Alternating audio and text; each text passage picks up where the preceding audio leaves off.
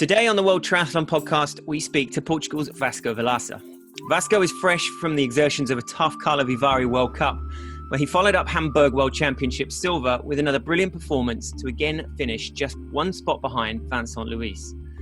So, welcome to the podcast, Vasco, and how are you feeling after yesterday's race? Hello, thanks so much for the invite. I'm still pretty sore from the race. I'd say Karlovy is the toughest course I've ever raced. Mm-hmm. Plus, it's an Olympic distance, which always makes it even harder. So very sore, and I think it's going to take the whole week for me to recover, but definitely worth it. Yeah, well, I saw in your interview with Tommy, you said that you had 3 days of muscle pain after Hamburg, so you must be hurting a lot right now. Yeah, for sure. So yeah, after Hamburg, I was very, very sore as well. And usually after a sprint distance, I have one day where I'm feeling a bit off, but then I come back pretty fast. But I guess when you're racing at that speed with those guys, it takes much more out of your body. And now with the Olympic distance, in the end, like after the race yesterday, my legs were totally cramping. I could barely stand up after the race. Yeah. Well, yeah, not surprised. So it was your third standard or Olympic distance race. Yeah. When was your last one? Lausanne, right? Yeah, last year. So 1 year ago was no, this was my second one. So yeah, my last one was 1 year ago. Okay. Well, it's great. Apart from the fact you might cramp up at any moment, it's brilliant to be able to talk to you while it's all still so fresh. From a viewer's point of view, yeah, it looked like an incredible course. Is it? So you would say it's one of the toughest that you've raced on? For sure. I mean, the bike is the most technical and most hilly course I've ever done. So before this one, Lausanne, so the World Champs last year was actually like the toughest course for me. But this year, Karlovy was, I mean, it's equally, I mean, the hills are much harder, I would say, and there are many of them, and then it's so technical all the way. So you got to focus for the whole 40K. There is no moment of relaxing through the whole course. Well, as we saw, what did you know of the coming together with Kenji Nena and Mark DeVay there in the tunnel? I mean, that was obviously right at the end of the bike ride. It was perhaps just like a moment where there was like that concentration that had to be maintained the whole time maybe slipped. Were you aware of what was happening? I definitely heard it. I didn't see anything. Luckily, I was just in the front of the pack at the moment.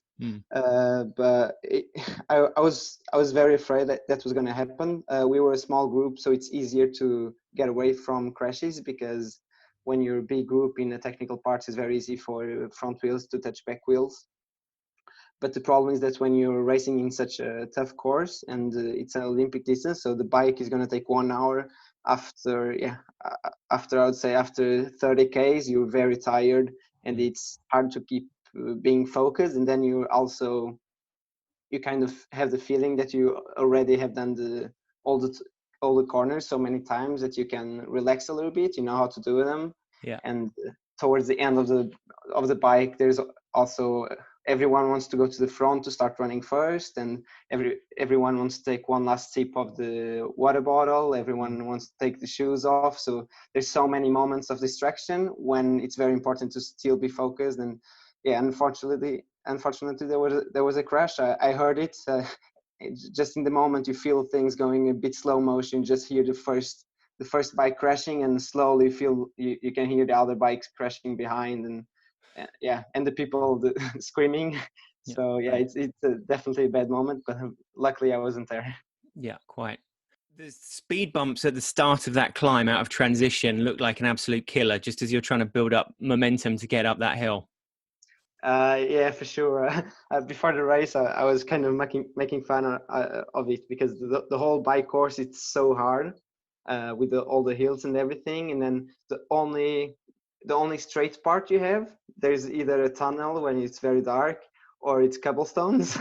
And then right after that, you got the biggest hill with like 20% incline. But just because that was not really enough, you got two bumps just before that to slow you down a little bit. Then make the crashes a little bit easier to happen. But yeah, it definitely made it harder, but at the same time more technical. And I like it. I like the course to be technical. Really, it really shows who the good riders are and who the best athletes are out of the three disciplines. Yeah, true. And presumably the feeling when you've done it for the seventh and last time was pretty good. Yeah. Yeah, it took a while. 1 hour of riding that course, and yeah, it took a while. And I was really happy when we came to the end, and that I didn't have I was not in any crash, even though I was really close to one. But I was happy I got through it without any problems. Which was the first climb the worst, the last climb, or were they all fairly appalling? Progressively worse. So in the beginning, I felt, oh, it's not that bad. After the first lap and second lap, okay, now it's starting to hurt a little bit. And then, yeah, towards the fifth, sixth lap, then I was getting very tired. And the other guys was pushing very hard on the hill as well. So that's when I started like to have in the back of my head, okay, am I going to be able to run after this? Like my legs are getting pretty heavy at the moment. But yeah, I just went for it. I don't like to think too much during the race, just to do the best as I can in the moment. And obviously Hamburg, equally successful achievement and brilliant race. They're also, some might think it a bit demoralizing to have to run behind Vincent Luis twice in 2 weeks and have that owl tattoo staring back at you. But you hung in both times, huh? For sure. I've actually, I'm kind of getting tired of that owl tattoo. It's a good tattoo, but yeah, I'm kind of tired of it. But at the same time, I guess as an athlete, it's very hard to feel 100% fulfilled, and even more when you're not winning. But at the same time, I'm so happy to be in a podium in these kind of races at this level. It was definitely my goal when through all my years of training. It was the goal to get here, but I never thought I would do it this early. So yeah, really happy at the same time to be running behind Vincent Luis Owl.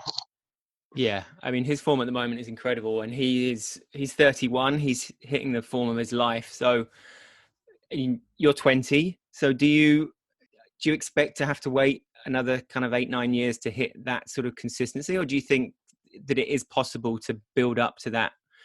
The demands that becoming world champion and the way that the series, makes that, is that possible these days for someone who's kind of under 25? I think that's a little bit what I kind of proved to most of the young athletes, that you don't have to be old to be racing with the best guys. You don't have to be over 25 to be at a podium at the World Championships. But at the same time, each year of the triathlon is 1 more year of training. It's 1 more year of experience, and Vincent got so much of it, and he's done his mistakes, learned from them, and he's improving all the time. So of course, yeah, it's harder. With my age. I have so much training to catch up with, and so much experience, like in Olympic experience. I still have to find my limits, know how much the body can take. Mm-hmm. But I would say it's possible. It's possible to be here as I am, but it's definitely harder. But I guess I will be stronger, and I hope I'll be stronger with every year I keep racing now. Yeah, and the nature of triathlon, I suppose, is that you have to be quite philosophical. Do you feel like you have that? What will be in terms of your racing? You put everything that you can into place to get the result you want, but at the same time, that isn't always only enough. Yeah, for sure. That's the life as an athlete. I mean, there's so much you cannot control. You do your best. You do the best with the tools you have, but at the same time, it's it's a sport where so much can happen that you don't control. Like in the swim, getting hit in the swim, getting bad position in the swim, on the bike crashes and punctures. There's so many small things, so many details. It's so hard to, even the ones you can control, it's hard to keep up with all of them and to make everything perfect. But even if you make everything perfect, there's bike crashes that you cannot control, and there are punctures that you cannot control. So I would say, as an athlete, the life, it's a very tough life. I would say that's what I look up to the big guys. So that's the thing that the Vince, the Brownlee brothers, Gomez, Mola, I mean the top guys nowadays. That's a beautiful thing they're doing. That's what I want to do now. It's next step to stay on the top. So many athletes get there. So through the years of triathlon, many athletes get to the podiums. Then they just touch the top level. But then to stay there with the pressure and with things going badly, to keep focused and to get over it, and to keep training to stay at the top level. That's the hard part. It's so hard, and I definitely got a lot to learn. But I'll try to do my best to, even though I'm sure I'll have my bumps along the road now. I've had it already as a junior. So when I was a junior, I was the youth European champion, junior European champion back in 2016, 2017, and then I really wanted to take the gold at the World Championships as a junior, but I pushed too hard, and I had a really bad year. I was sick, and I was injured, and then it took me the whole year to recover. And then 2019, I was trying to get back at it, and just trying to put the training back together. And only at the end of 2019, I was able to start racing well again. And I would guess the COVID this year helped me in the way that I could finally have some easy time, and I had some time to put together a lot of and many of months of good training, which is very important for someone at my age, because compared with someone like Vincent and the other guys who are 30 years old, we are missing so much training. So a few months of good training are so important to be able to race alongside them. How much training do you think you've been able to squeeze into this lockdown period that would have normally taken you, a couple of seasons at least, to be able to cover the same amount of ground? Yeah, totally. Yeah, exactly. It's crazy. It never happens, and that's a tough part. I would say, as a coach, to be able to try and keep making us better, and we have to train as much as, or not as much as possible, but almost as much as possible to keep improving. But at the same time, we have the races, and we have so much to do during the whole year that you cannot just train as much as you want, because then you will not be able to perform in the race day. So I definitely have that to take in my advantage, that I had so many months of good work. And I don't think I'll have that much long time again in many years, and I hope I won't, because it means we'll be able to race. But it definitely worked. It has an advantage for me to be able to even though in the beginning I was not able to swim, but to be able to work a little bit more in my swimming, which was my weakness before. But both running and biking as well, definitely needed the training to step up to this level. Yeah, I wonder if that is a similar situation for a lot of the juniors and U23s coming through, that this period of just intense being able to focus on your training, focus on yourself, not having to travel around the world and had the ups and downs of competition, it could elevate an entire sort of generation of racers up to a new level, and see a lot more of the shall we say, less experienced athletes coming through and putting together the kind of results and performances that you have over the last couple of weeks. I mean, for sure, I've already started saying it. I would say Shonger Lehmann, he's the same age as me, did an amazing work on Karlovy Vary now, as well as Ben Dijkstra and Ricardo Batista, the Portuguese athlete, who's the junior world champion from last year. So we're all very young athletes who are just stepping up very fast after the lockdown, which means that we actually needed it, and it's in some way it works into our advantage. As well as those like excellent talents coming through, it was a two pretty intimidating start lists that you lined up with the last two weekends. So you're 20, which means you were 9 when Ali won his first world title. You were only 12 when Vincent Luis had his first appearance in the Olympics. As you were, I read in your bio, your first duathlon experience was when you were 6. Is that right? Yeah, exactly. Yeah. So were you kind of fully immersed in the triathlon world back then? Were you following certain athletes? Were you able to, were you watching it during the Olympics on TV and so on?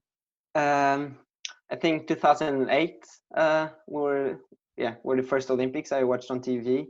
We had Vanessa Fernandes, the Portuguese athlete, the greatest talent, and I think she has all the records on how many World Cups she's won in a row, and she was so great, and her doings are definitely the motivation for me to start doing triathlon, and to get inspired so much, and to dream to dream about one day getting there. When I did my first duathlon when I was 6, and then at the moment I didn't really understand what life was anything about. I was just, I don't know, I don't really remember it, but just, I don't know, having fun in the moment and trying to understand what the duathlon was. But a few years later, I remember 2008. So I was 8 years old, 2 years later, and the Europeans were in Portugal, the European Championships, where I saw, Gomez was there and Vanessa was there, and all the big athletes were there. And it was the first time I saw a big and important race, and I definitely got very inspired by them, and that gave me a little click to keep training and to pursue the dream through my whole childhood.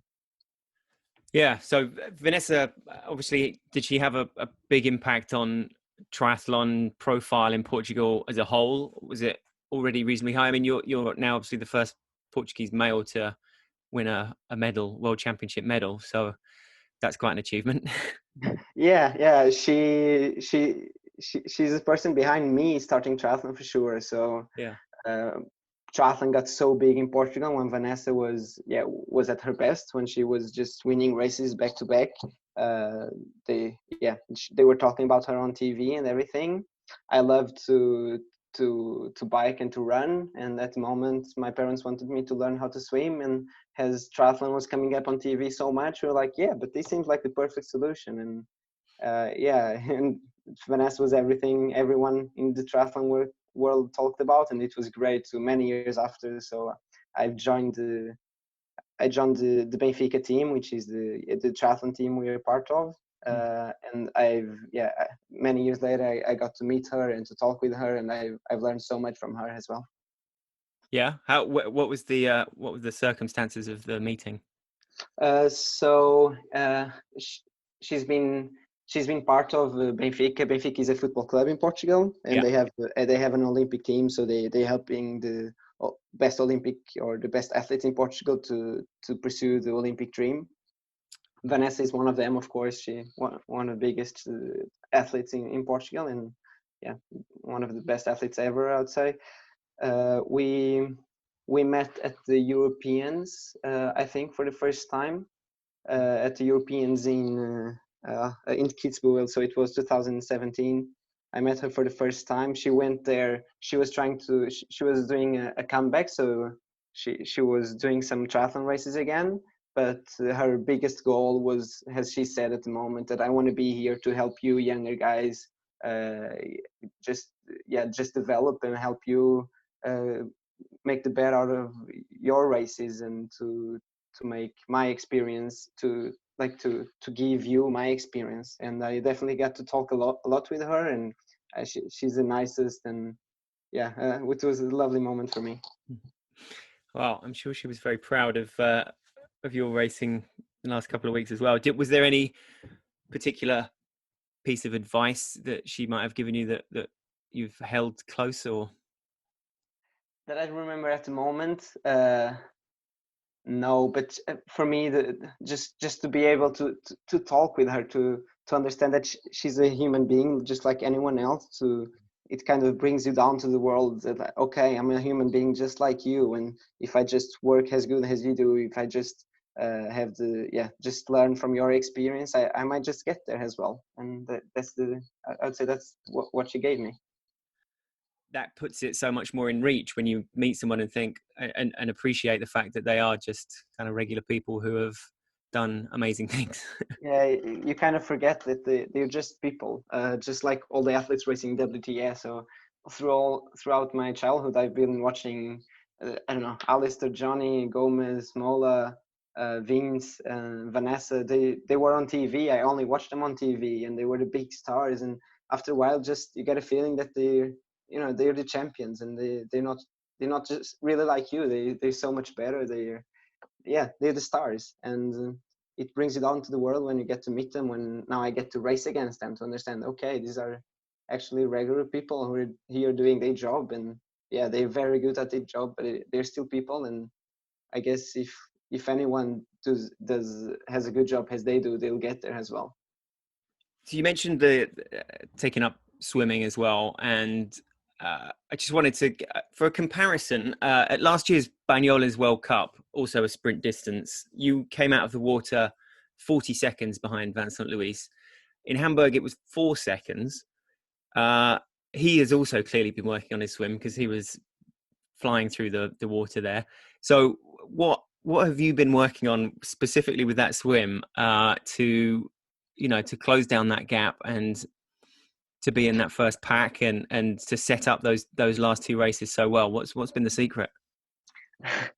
The secret, it's hard to say if it's a secret. It's just so many Ks on the pool, just back and forth every day for I would say so many years. I firstly I was very bad at swimming in the beginning of my junior career. So when I was just a youth, my swimming was very bad, and then I was training with a coach who helped me a lot and improved my swimming inside the junior level. But then when I was trying to step up into the elite level, I didn't really get I was not really there. So, like you said, in Banyoles, I was so far back out of the water.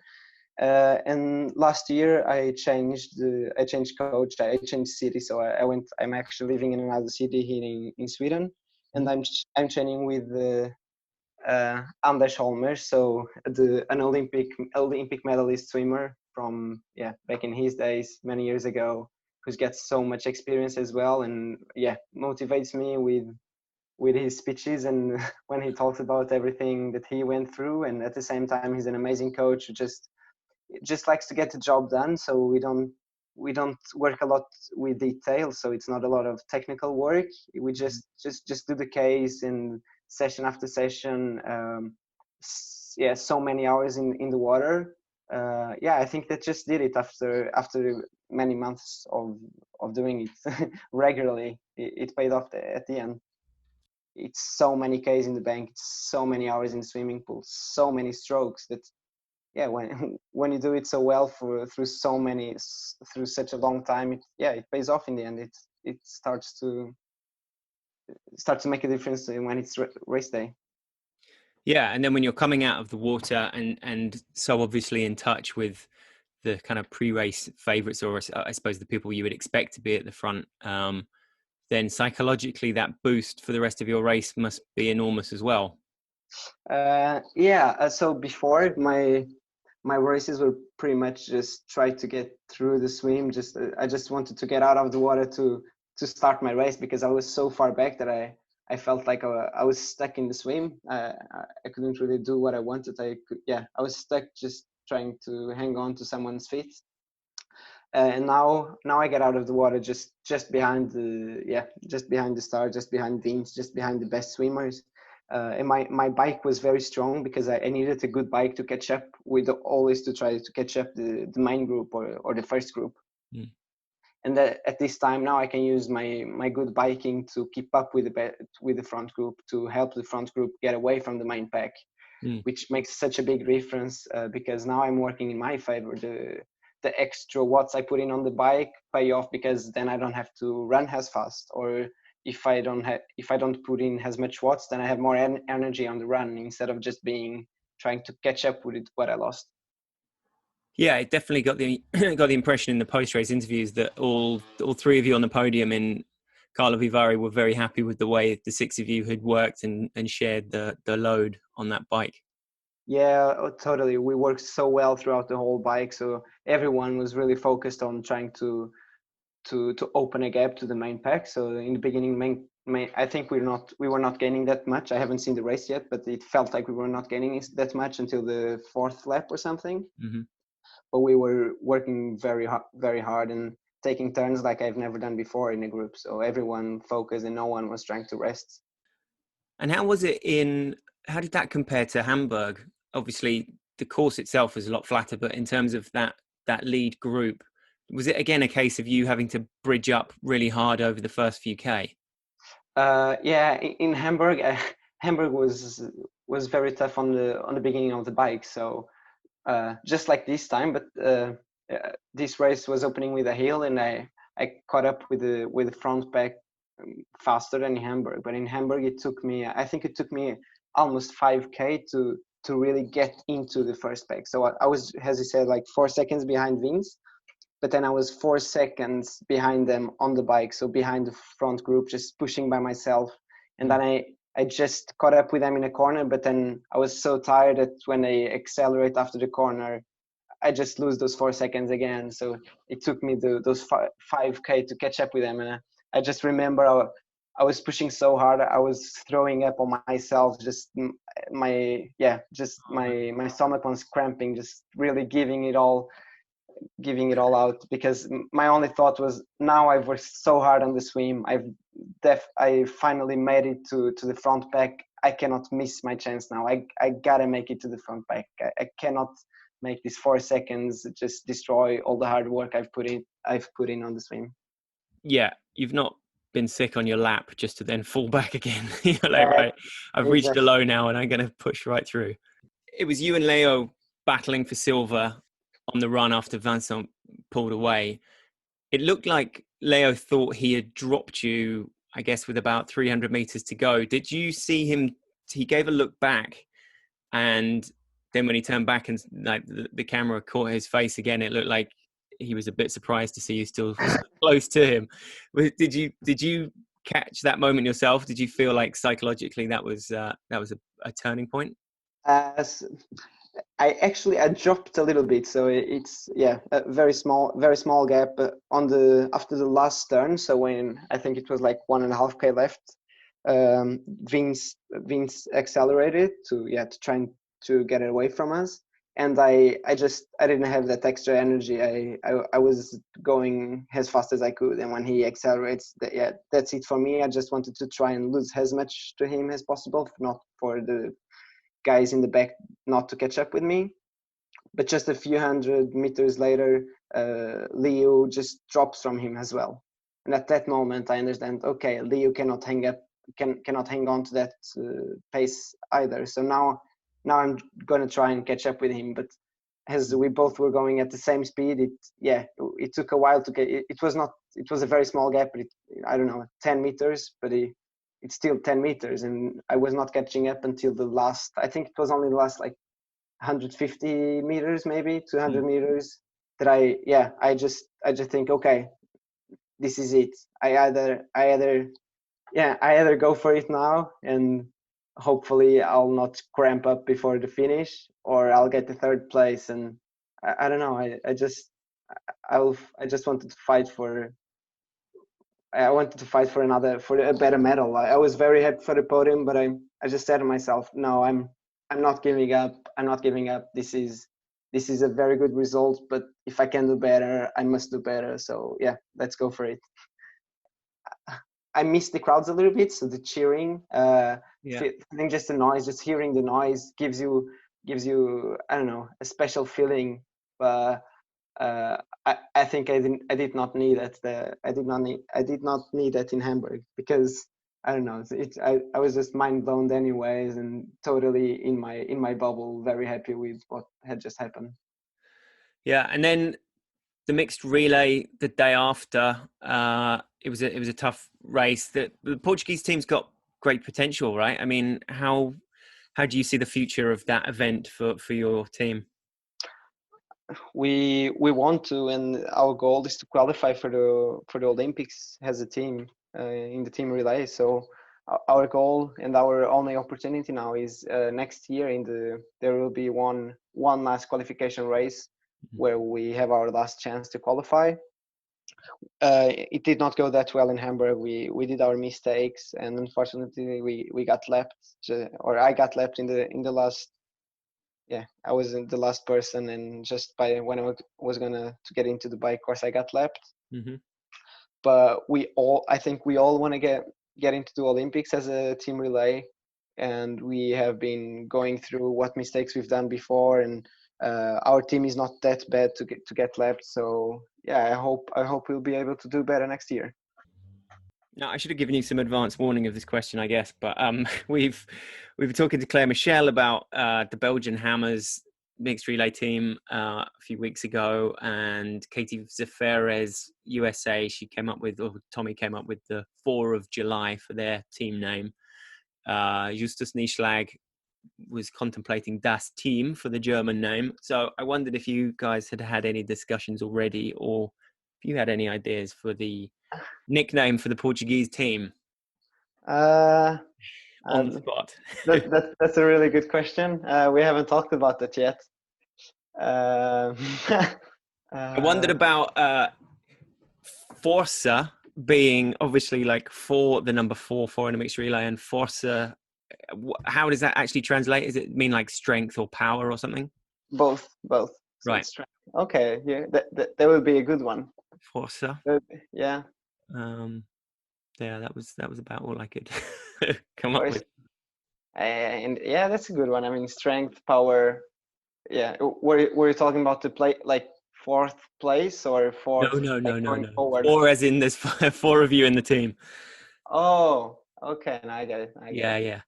Yeah, I mean, okay, we'll talk about it. We'll definitely talk about it now.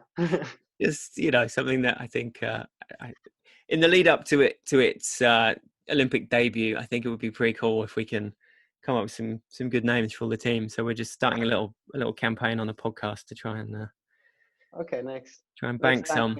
Next time we talk about it, we'll discuss that. All right. I'll come back to you with an answer. Excellent. So just to close out, you hinted about the fact that you're living in Sweden now. So yeah, just if you could give us a little background to that. I don't know how many of our listeners would appreciate that. Yeah, post Karlovy Vary, you were heading back to Sweden, not Portugal, and you've lived there for many years. Yeah, so I don't know how many people know this, but I haven't been living in Portugal for many years, and my training has been done in Sweden for the last 7 years. So I've been living here for 7 years. I speak Swedish. Yeah. And my English is also kind of also comes from living in Sweden. Even though now I mostly speak Swedish, in the beginning I had to learn English to move here and to just to buy the food and to get by here. Right. But so yes, 7 years ago my parents moved here, and I moved with them at the time, as I was 13 years old. But triathlon is not a very big sport in Sweden, at least ITU triathlon. So what they call short distance. So the culture here is to be a Viking. So, and Vikings do Ironmans because they gotta show that they're the strongest people ever.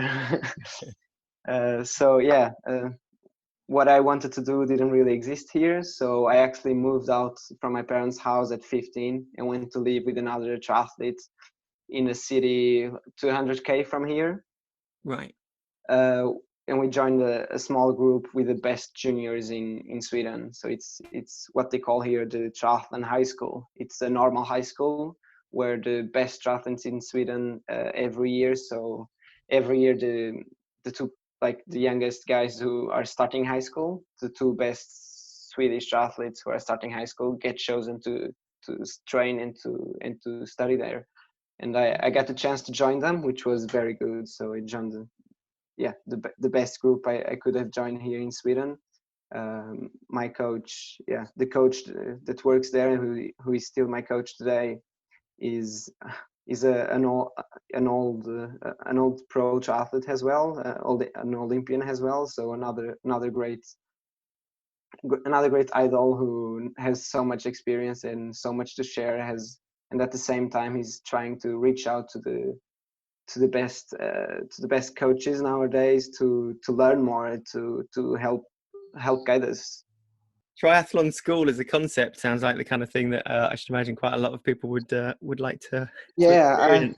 It should exist in more countries. Yeah. We don't have it in Portugal, at least, and it works so fine. So the coach is almost the coach is a teacher at the school, but his work as a teacher is to be our coach.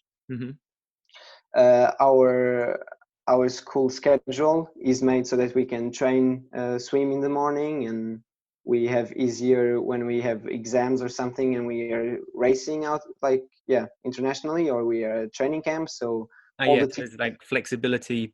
Yes, exactly. So all the teachers know that we are part of the triathlon squad, of triathlon team. So they are especially careful with us, and they understand that we might be a little bit more tired in the first lesson of the day because we had just been swimming, and it works so well. There's so much respect between the athletes and the teachers in the whole high school, as well as respect then for the coaches, because that we get the results and the whole school gets rewarded with the good results that we get.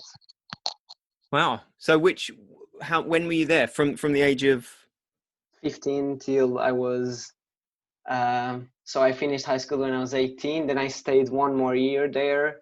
From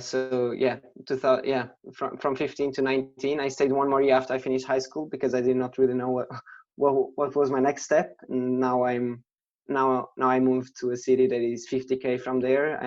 I've joined the university group, so I'm studying computer science now. Right. And I have a small group it was me and two more athletes from the high school that moved to the university, and we're training together there as a very small triathlon team, but it works very well. And then we joined the swimming team with Anders Holmers to do our swimming practice. Right. Did Gabriel Sandor? He's a bit older than you, isn't he? But was he at the same institution? Exactly. So I got to train with him many years ago when I moved there. When I moved to the triathlon high school, he was in the last year and I was in the first year. But he was such a good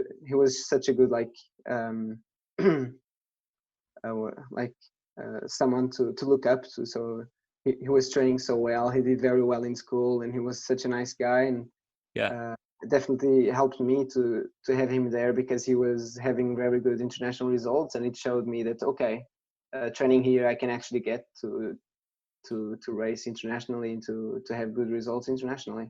And he's actually studying now at the university I'm studying at. So we do train together sometimes, even though we do not have the same coach. So he's training with the Norwegian team with Arild has the head coach of their team. But we do our swim practices together and go for bike rides together sometimes because we're still good friends, and we both really like this life of being triathletes. I would say everything works very, very, very good here besides the weather. And then by being in Portugal, I would say what I miss the most is that as I'm here in Sweden, I miss a lot of the attention from the media, so I get away from the media very well, which is good for training in that way. So it's an advantage because I don't have as much media to attend to, and I don't have so many contacts. But at the same time, I'm losing opportunities of sponsorships maybe. So I would say that's I don't know what would be best, but but at the same time, what I really like is that when I'm in Portugal, I love the attention. I love now that I got even better results, the people know who I am, and the triathletes, and triathletes come and talk with me, and I don't know, just get a little bit of my few fame seconds, and that feels so good to be recognized. Actually, when you put in so much work to get recognized, feels so good. but and that doesn't happen here in Sweden. So as I'm Portuguese, all the news that come out about my results are in Portugal. Yeah. So when I come back here, I'm just a normal person, which at the same time I like, because it just takes me down to earth again, and just keeps me doing my job without thinking that I'm more than I am, just another athlete working. Yeah. But maybe after your next WTS podium, you can fly back to Portugal before moving on to Stockholm. You could do like a stop off in Lisbon, just Sure, I'm going. get a reaction. I'm going there pretty soon now, actually. So yeah, no. yeah. Nice. My next race would be in the Mediterranean Games in Lisbon, and then we have Quarteira in November as well. So I'm gonna head back to Portugal now and enjoy the few months of summer that they have now in October and November. Great. So that's November, and between now and then, are you straight back into training? Are you going to award yourself with a bit of time off? That's a good question. So so much has happened now, or my plans have changed so much. We were not expecting these results this soon. So now I've just got back, and I'm gonna meet up with my coach and try to make the new plan. Try to understand what are the new goals now that we've reached our main goals. What are we going to do next? What are we going to focus on? And understand, like, okay, those are the long, what is it called, the goals far away. And then okay, now what are we going to do this year? What are the next races? When are we going to rest to get ready for next year? But probably I'll be doing these 2 races this year. So the Mediterranean Games, which are in the same weekend as the team relay, or the club team relay European Championships, and it's in the same city. So I'm going to do both now in October. I'll be racing for Benfica, so we race by our teams then. Yeah. And then I'll be doing the European Cup in Quarteira. And then I think that will be it for this year, and then I'll rest there in November and try to come back in December to hopefully join the World Triathlon Series in 2021 or 2021. Yeah, seems a long way off still, but I suppose it'll come around pretty quickly. Yeah, it always does. Yeah, it always does. True. Well, enjoy that lovely feeling of success. I'm sure the smile has probably barely left your face, and she'll let you get back to dealing with your muscle cramps and so on. Yeah, thanks so much. But thanks so much for the invite to be here and talking with you in the podcast. Great to catch up with you. Congratulations again, and thanks a lot for your time. Take care. Thanks. Yeah, bye. Thanks to Vasco Vilaça for taking the time from his race recovery to come on the podcast this week. Don't forget that you can watch back all of the action from the Hamburg World Championships and the Karlovy Vary World Cup on triathlonlive.tv. Thanks for listening.